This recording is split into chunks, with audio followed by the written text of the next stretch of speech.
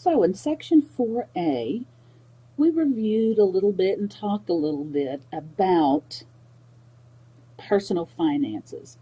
Remember, the whole theme of chapter 4 is managing money. So we looked at personal finances earlier with respect to budgeting and, what's your cash flow? We want that to be positive. Now we're going to look beyond our personal banking finances to hopefully earning some compound interest.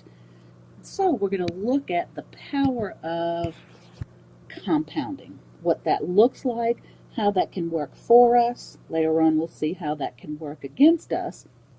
So there are some definitions we need to know as we go through this material, and the very first one is working with the principal.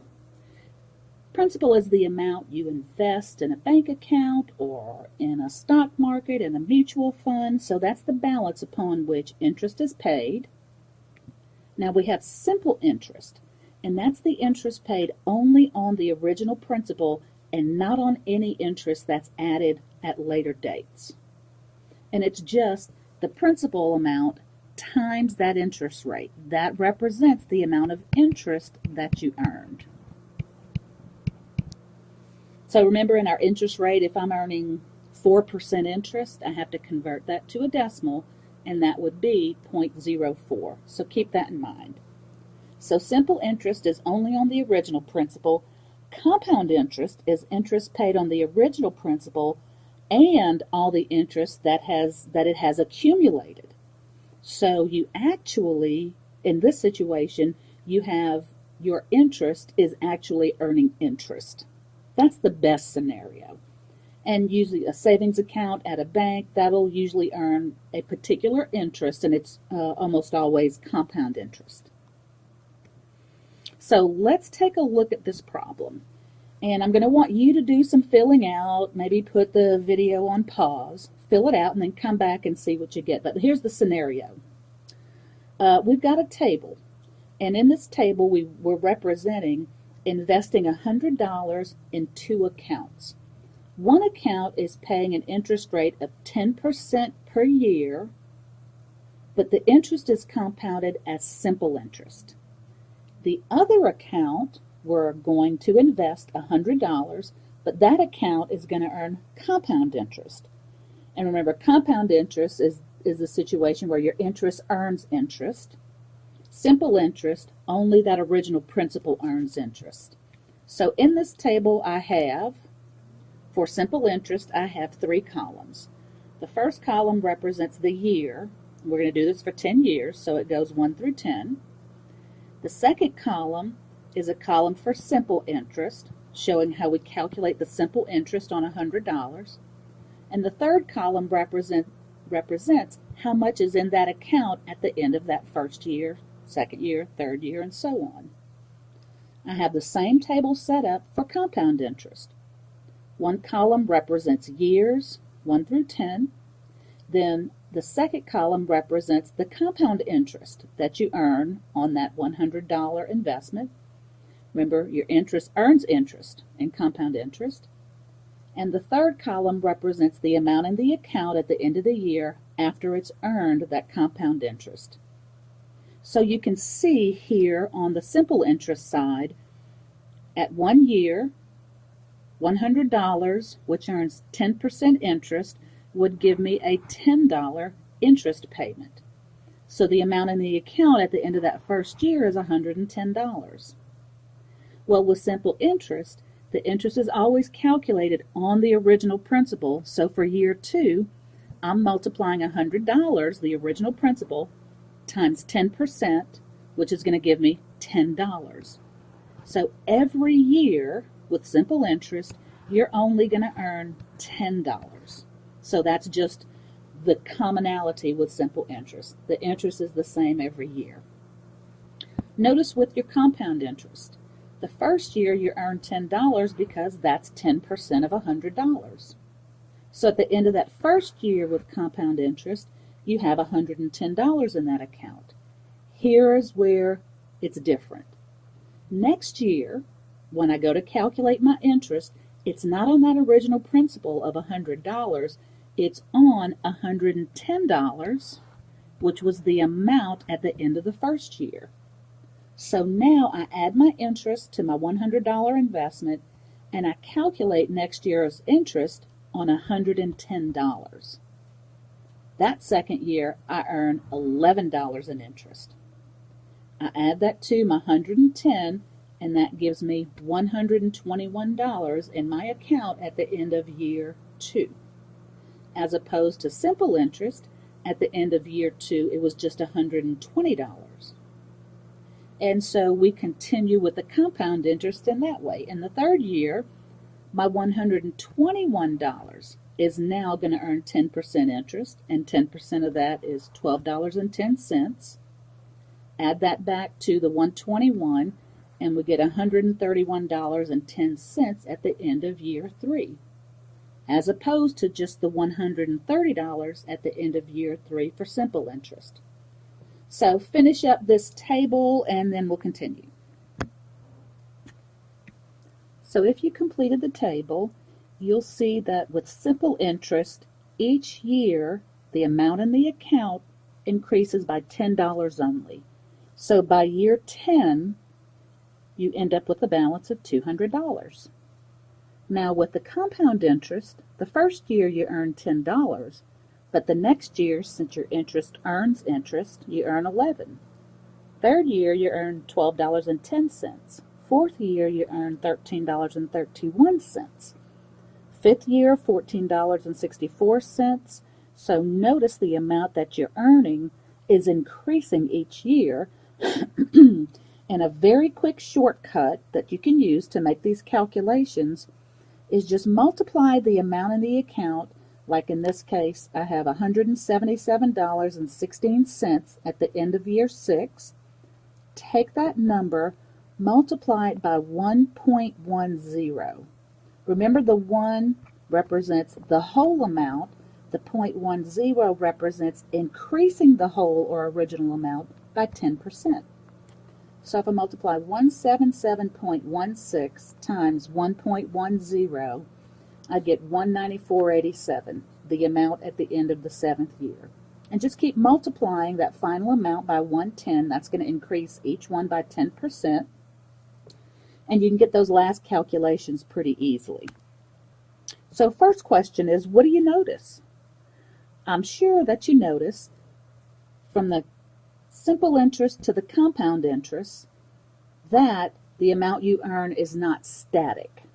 It's the same in simple. Compound interest, with your interest earning more interest, you're earning more money.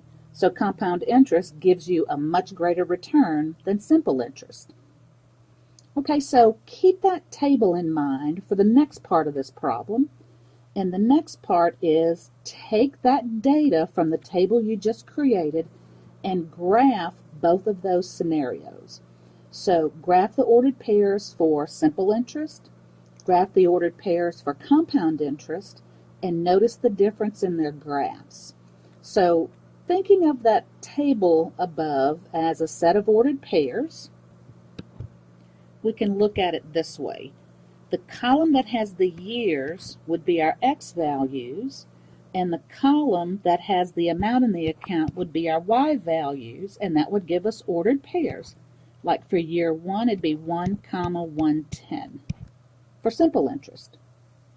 For year 1 with compound interest, the years would be my X, the amount in the account would be my Y, and the first ordered pair would be 1, 110. So list out those ordered pairs. I graph these two using different colors. And then notice the difference in the way those graphs behave. So take a second and do that. So for this graph, the x-axis, that horizontal axis that goes left to right, represents the years. The vertical axis that goes up or down, bottom to top, represents the amount in the account. And when we graph those ordered pairs, for simple interest, I've graphed it here kind of with a purplish pink line. Notice that it is basically a line, and that line has a slope. And notice that that slope is constant. It's the same. As we go left to right, you have a rise and a run, a rise and a run, and all those are the same. So remember, every line has a slope. And that slope in this case, with a line, the slope stays constant. Looking at the compound interest graph, we see it begin to curve as the number of years goes on to the right. So that one is in a bluish color. It is not a line. When that curve appears, that particular type of curve is called an exponential curve.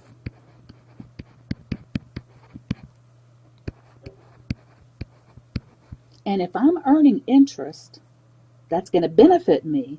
I would certainly rather have an exponential curve representing the interest I'm earning, representing my interest, rather than a line that has a constant slope. So those two graphs, as the years go on, those two graphs get farther and farther apart from each other. So this exponential curve is sometimes called exponential growth.